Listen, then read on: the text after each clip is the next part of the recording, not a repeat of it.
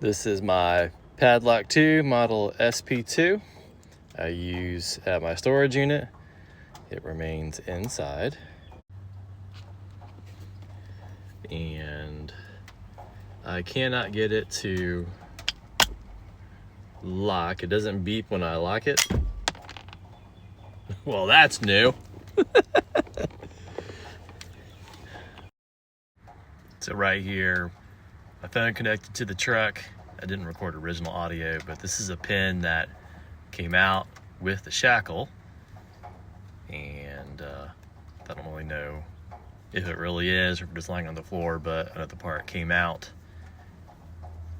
And here I am just showing that the code still works and I'm still able to unlock it. I do have to push the lock button a couple times to get it to work. But yeah, that's it. Kind of an expensive lock. If we could fix it, I'd love to fix it, but it's only 2 years old. It's kind of pricey. And yeah, I'd like to get it fixed.